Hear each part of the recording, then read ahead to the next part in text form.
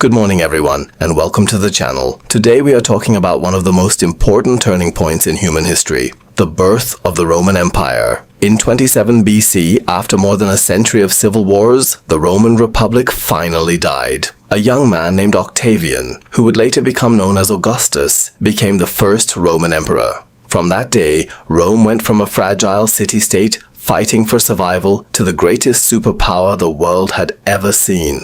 And it lasted for centuries. Today, we are going to explore exactly how this empire was born. The battles, the betrayals, the brilliant politics, and the clever way Octavian tricked the Senate into giving him absolute power. Let us travel back to 44 BC, right after Julius Caesar was assassinated on the Ides of March. The Roman Republic was already weakened by years of civil war. Two men, Mark Antony and Marcus Aemilius Lepidus, wanted to take control. They needed a third person, and they chose Caesar's grandnephew, Octavian. Octavian was only 18 years old, but he was smart, ambitious, and had the support of Caesar's loyal legions. Together, they formed the Second Triumvirate, a temporary government with absolute power. They divided the empire. Octavian took the west, Antony took the east, and Lepidus took North Africa. But power is never shared easily. Octavian and Antony hated each other from the start. Antony fell in love with Queen Cleopatra of Egypt and wanted to make Alexandria the new capital of Rome. Octavian stayed in Rome, built an army, and waited for his moment. In 36 BC, Octavian defeated Lepidus in a clever political move and sent him into exile. Now, only Octavian and Antony remained. The Triumvirate was over. The real war began when Octavian declared Antony an enemy of the state. In 31 BC, everything came to a head at the Battle of Actium in Greece. Octavian's naval commander, Marcus Agrippa, surprised Antony's huge fleet. For the first time in Roman history, a Roman army fought from the sea. The battle was brutal and lasted all day. Cleopatra, trying to escape, broke through the enemy lines with 60 ships and fled back to Egypt with Antony. Most of Antony's fleet surrendered. The Roman army on land followed soon after. It was the end of Antony's dream of a new empire in the east. Octavian marched into Egypt in 30 BC, expecting to find Antony. Instead, he found Cleopatra dead, and Antony also dead, both by suicide.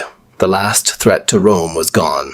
Octavian now controlled the entire Roman world. But here is where the genius of Augustus shines. He did not simply declare himself emperor. He tricked the Senate into giving him power in the most clever way possible.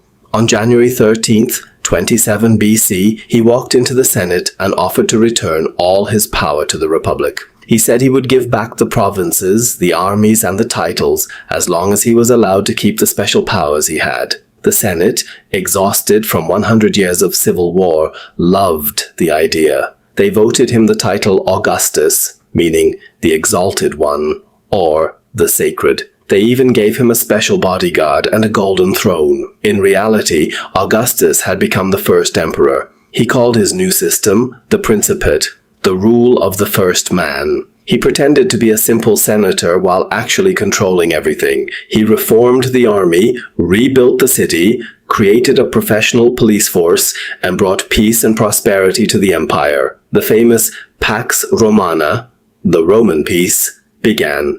Trade, roads, and culture flourished like never before. The Republic was not truly dead. The Senate still met, consuls still existed, and the people still voted. But in reality, Rome had become an empire ruled by one man.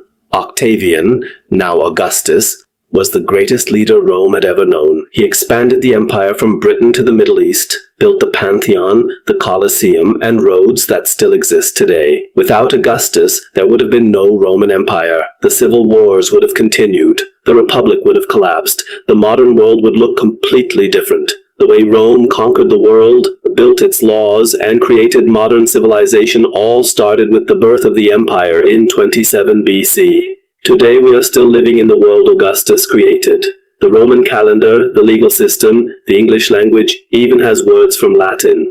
All of them trace back to that single moment when Octavian tricked the Senate and became emperor. So next time you see a Roman building, read a history book, or watch an old movie set in ancient Rome, remember this: you are looking at the greatest empire in history, born not with a sword, but with a smile and a clever promise. Thank you so much for watching this video. If you enjoyed learning about the birth of the Roman Empire, please hit that like button, subscribe to the channel, and turn on notifications so you never miss a new video. In our next video, we will explore how the Roman Empire fell. Until then, keep exploring the wonders of the past. See you in the next video.